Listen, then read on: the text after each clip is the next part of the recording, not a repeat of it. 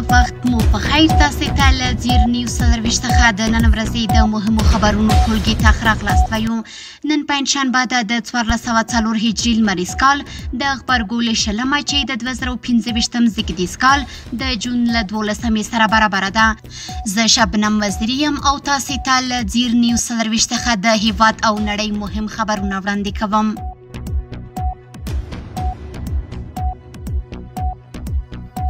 د ملګرو ملتونو د کډوالو اداره 10.3 میلیونه افغانان د جګړو له امله کډوال شوي. د ملګرو ملتونو د کډوالو ادارې یا UNHCR نن په خپل کلني راپور کې وویل چې د جګړې، تاوتریخوالي او ځورونو له امله له خپلو کورونو شړل شوي کسانو شمیر په نړۍ کې خورا زیات شوی. راپور زیاتوي چې تر 2015 د اپریل میاشتې تر پایه پورې په نړۍ کې 122.1 میلیونه کسان په زوره بېځایه شوي. په داسې حال کې چې دا شمیر تیر کال په همدې وخت کې 130 میلیونه و. دغه سازمان په خپل راپور کې له پاکستانه په زوره د افغان کډوالو وضعیت ته هم اشاره کوي او وایي چې افغانستان کې کډوالي او بیا په تیره په زوره شړنه د ناوړه سیاسي او امنیتي وضعیت لاندې شوي چې ګڼ شمیر افغانان په 2024 کال کې په ډیرو بدو شرایطو کې بیرته ستانه کړل شول. په زور بېځایه شوي کسان هغه دي چې یا په خپلو هیوادونو کې د جګړو له امله بېځایه شوي چې شمیر یې د 2024 تر پایه 4.3 میلیونه زیات شوی او ټول 3.5 میلیونه ته رسیدلی. یا هغو کډوالو ته ویل کیږي چې خپل هیوادونه یې پرېښي 2.8 میلیونه کسان دي. سودان اوس د نړۍ تر ټولو ستر د کډوالۍ بحران ګرځېدلی چې 14.3 میلیونه کډوال او داخلي بېځایه شوي لري. سوریه 14.5 میلیونه، افغانستان 10.3 میلیونه او ورپسې اوکراین 8.8 میلیونه دی. یا د ادارې د بېځایه شویو د کچې د زیاتېدو اصلي لاملونه دوامداره جګړې یادې کړي او دغه راز خبرداری ورکړی چې د بشري مرستو بودیجه یې هم مخ پر کمیدو ده. د افغانستان او ازبکستان ترمنځ د ترجیحي سوداګرۍ موافقه لیک او د افغان ازبک ګډ عمل پلان لاسلیک شو. د اسلامي امارت د صنعت او سوداګرۍ سرپرست وزیر نورالدین عزیزي او ورسره ملپلاوي د تاشکند د 4م نړیوال پانګوال کنفرانس په څنډه کې د ازبکستان د ولسمشر شوکت میرزیایوف سره ولیدل. په دې لیدنه کې دواړو لوریو د سوداګرۍ، اقتصاد، ترانسپورت، لوژستیک، انرژۍ، کرنې او کانونو د استخراج په برخو کې د همکارۍ د پراخوالي په اړه خبرې وکړې. دغه راز ښاغلي عزیزي د یادې لیدنې په څنډه کې د ازبکستان د پانګونې، صنعت او سوداګرۍ وزیر لذیذ قدرتوف سره لیدنه کې د افغانستان او ازبکستان ترمنځ د ترجیحي سوداګرۍ موافقه لیک او د ګډ عمل پلان هم لاسلیک کړ. دا تاریخي سند به د تعرفو د کمولو، د سوداګریزو خنډونو د له منځه وړلو، د دواړو هیوادونو ترمنځ د مالونو د بازار موندنې اسانتیا او د دوه اړخیزې سوداګرۍ د کچې لوړولو زمینه برابر کړي. همدارنګه د افغان ازبک د ګډ عمل پلان هم لاسلیک شو چې موخه یې د سوداګرۍ، صنعت، کرنې، لوژستیک او د ظرفیت لوړولو په برخه کې د دوه اړخیزو همکاریو پراخول دي. د دغو اسنادو لاسلیکول د اقتصادي اړیکو د ژورتیا، د خصوصي سکتور د ملاتړ، د پانګونې د هڅونې او د سیمه ییزې سوداګرۍ د دوامداره ودې لپاره مهم ګام بلل کیږي. د اسلامي امارت عامه روغتیا وزیر تهران کې له افغان متخصصینو سره کتلي. د عامه روغتیا وزیر مولوي نور جلال جلالي د ایران په مرکز تهران کې فوق تخصصي پروګرامونو کې د تحصیل کوونکو افغان متخصصینو سره لیدلي. په دې لیدنه کې د عامه روغتیا وزیر د فوق تخصصي برنامو ګډونوالو افغان متخصصینو ته د اسانتیاو د ایجاد او ستونزو د حل ډاډ ورکړ. دغه راز نوموړي یادو متخصصینو ته زیاته کړه چې افغانان دوی ته اړتیا لري او د تحصیلي دورې له بشپړولو وروسته به دوی ته په دولتي سکتور کې د خدمت کولو زمینه برابر کړي تر څو وکولی شي د روغتیايي خدماتو په برخه کې نوې تجربې شریکې او د غوره خدماتو ذریعه شي.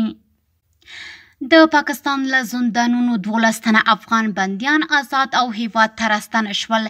د کډوالو او راستنېدونکو چارو وزارت خبر ورکړی چې 12 تنه افغان کډوال چې د پاکستان په بیلابیلو سیمو کې بندیان وو له آزادېدو وروسته پرون بیرته هیواد ته راستنه شول.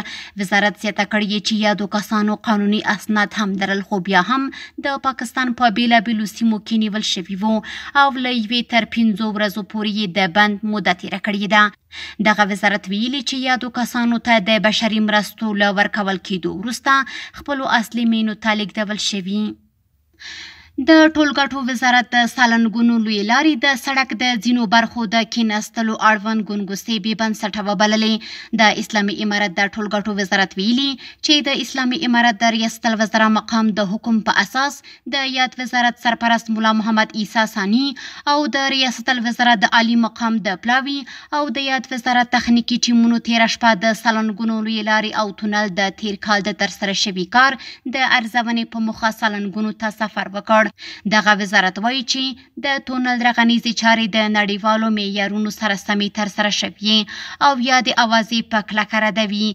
د سفر په لړ کې د یاد وزارت چارسمبالي هیوادوالو ته ډاډ ورکړ چې د سالنګونو لوی لارې او تونل اړوند د سږکال پلان شوي رغنیزې چارې په چټکۍ سره روانې دي او په ټاکلې موده کې به بشپړې شي. کورني خبرونه همدومره وو، اوس هم ورځو د نړۍ حالاتو ته.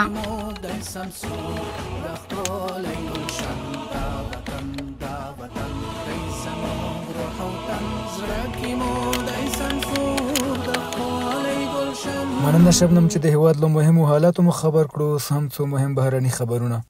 اسرائیل غزه کې 14 مرسته غوښتونکي فلسطینیان وژلي.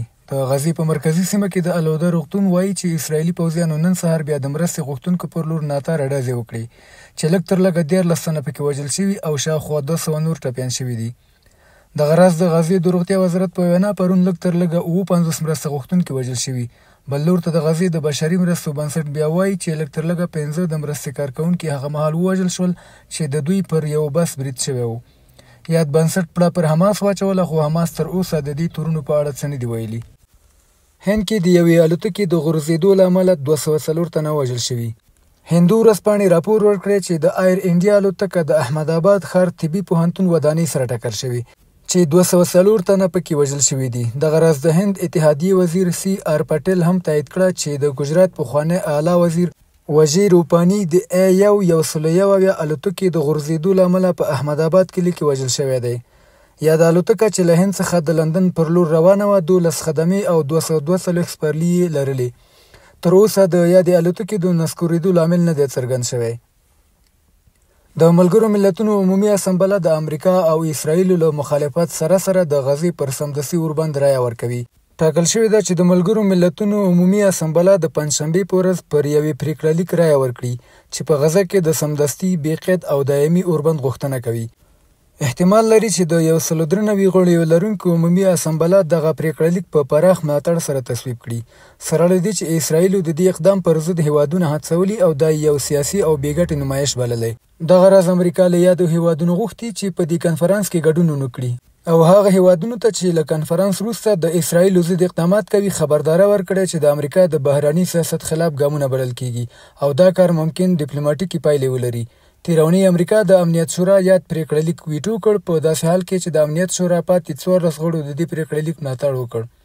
د منځني ختیځ مشران او د هغوی لویدیځ متحدین عراق او سوریه کې داعش د راڅرګندېدو په حال کې دی. اسلامي دولت یا داعش یو ځل بیا خپلو جنګیالیو ته فعالیت ورکوي او هڅه کوي چې په سوریه او عراق کې بیرته راڅرګند شي. د منځني ختیځ مشران او د لویدیځ متحدین د اسلامي دولت یا داعش د بیا راپیدا کېدو په اړه په ځانګړي ډول په سوریه او عراق کې د اسد د رژیم تر سقوط وروسته اندېښمن دي.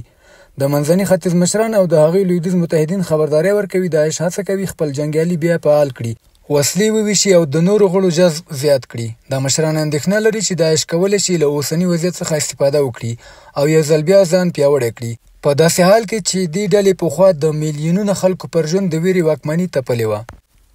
او وروستی خبر هم دا چې د ټرمپ توندې څرګندونې او پالیسۍ د امریکا د ګرځندوی نړیوال انځور ته تاوان رسولی.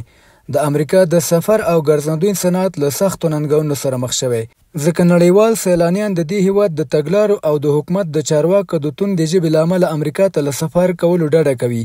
د ټوریزم اکنامکس ادارې مشر اډم ساکس د الجزیرې تلویزیون ته ویلي دي چې د ټرمپ د ادارې ویشونکي او شخړه زېږونکي دریځ له کاناډا سره سپکه ژبه، د ګرینلند د نیولو دعوې، له متحدینو سره بېباوري او له روسیې سره نرمه رویه د امریکا نړیوال اعتبار ته زیان رسولی دی. د امریکا د سفر په نوم اتحادیې د معلوماتو له مخې یوازې د مارچ میاشت کې نړیوال سفرونه امریکا ته 14% رقم شوي چې دا د ګرځندویانو لپاره یو سخت خبرداری دی.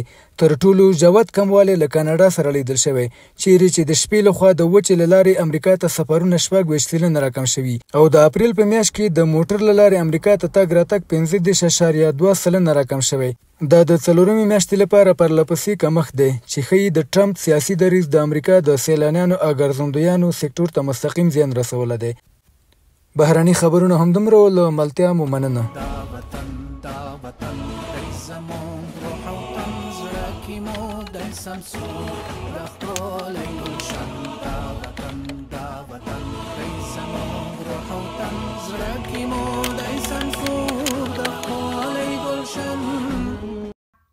د ماهیپر سټارز لوبډلې د پامیر لیجنډز پر وړاندې پچه ګټلې او د توپ وهنې پریکړې کړې. د افغانستان کرکټ بورډ پر خپله ایکس باڼه ویلي چې په احمد شاه ابدالي 2015 فرست کلاس ټورنمنټ کې د 12مې لوبې پچه د ماهیپر سټارز لوبډلې وګټله او د توپ وهنې پریکړه یې وکړه. له دې سره به ماهیپر لوبډله لومړی توپ وهنه کوي او وبلیدل شي چې لوبه د چا په بریا پای ته رسیږي. هلمند کې د اوو لوبډلو ترمنځ د ټیپ بال کرکټ سیالۍ پیل شوې. د هلمند ولایت په نوزاد ولسوالۍ کې د اوو لوبډلو ترمنځ د ټیپ بال کرکټ سیالۍ پیل شوې چې 10 ورځې به دوام وکړي.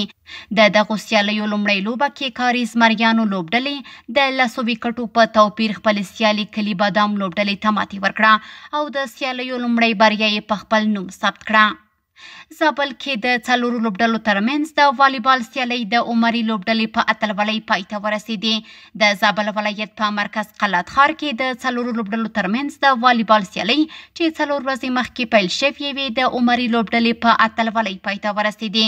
د یادو سیالیو په پایلوبه کې عمري لوبډلې خپل سیالۍ جهادي مدرسې الف لوبډلې ته د 3-1 میدانونو په توپیر ماتې ورکړه او اتلولي یې وګټله. دغه راز د یاد ولایت په قلات ښار کې د 3 کلبونو د 21 ورزشکارانو ترمنځ د قوت رومي اختریزي سیالۍ وشوې چې 1 ورځ یې دوام وکړ.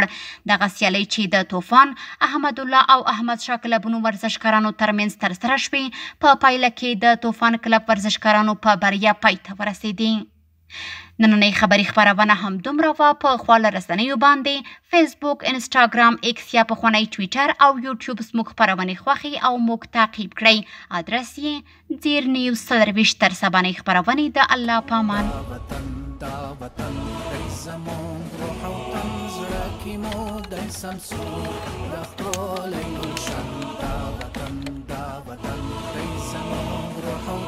زړه کې مو د انسان